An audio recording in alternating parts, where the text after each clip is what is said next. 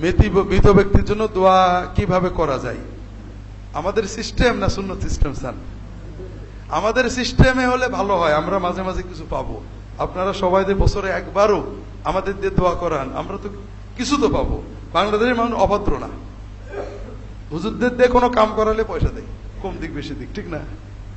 তবে মজা হলো, আপনাদের এই উপলক্ষে বলি, ফেনী গেছিলাম, আমার সাথে সালমান ছিল, প্রশ্ন করেছে, হুজুর জানাজার নামাজ পড়ে হুজুরের টাকা নেই, এটা জায়েজ আছে কিনা? বললাম জায়েজ নেই মানে? এই সিস্টেমটা তো সবচেয়ে ভালো। আপনারা ছেলে মেয়েদেরকে নামাজ শেখাবেন না, জানাজাও শেখাবেন না, আমরা আসি তো। আপনি মরে গেলে আমি জানাজা পড়ে দেবো, আপনি পয়সা দেবেন। আপনারা ছেলে মেয়েদের কোরআন শেখাবেন না, আমরা আসি তো। আপনি মরে যাবেন, আমরা কোরআন পড়ে দেবো, পয়সা দেবেন। আপনি মরে যাবেন, প্রয়োজনে কবরের পাশে আমরা 40 দিন পর্যন্ত আপনার পাহারা দেবো, নো চিন্তা, শুধু টাকা। অ্যাড আছে ইন্টারনেটে, $5 তাহাজ্জুদ, $15 জুমা, $20 5 ওয়াক্ত নামাজ সহ জুমা, $100 রমজান। আপনি দেবেন, তারা আপনারটা করে দেবে, ঠিক আছে না? দুর্ভাগ্য।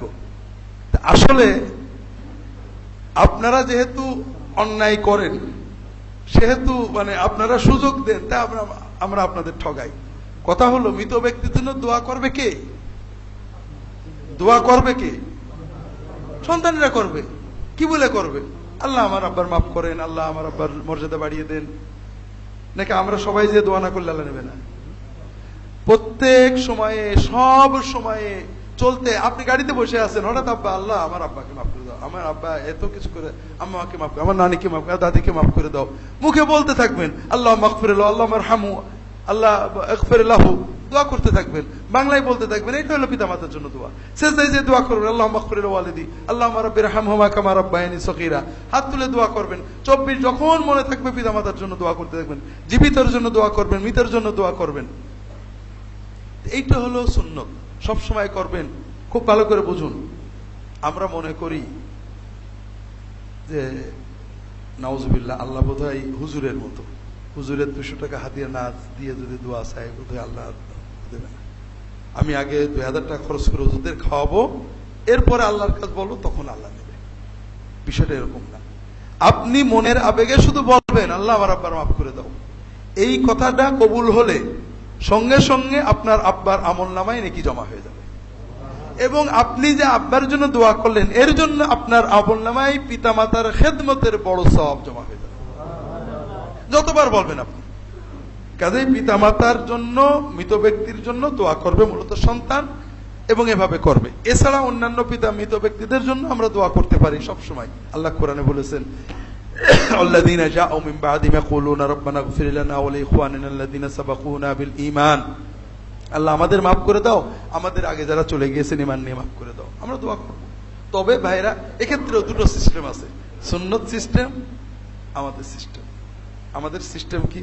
আল্লাহ আমাদের মাফ করে দাও, আমাদের সেক্রেটারি সাহেবের, সভাপতি সাহেবের, আমাদের মসজিদ কমিটির অমুকের, অমুক আব্দুল সালাম, আব্দুল করিম, বলি না আমরা? প্রত্যেকেই খুশি, আমার আব্বার নামটা বলেছে, ঠিক না?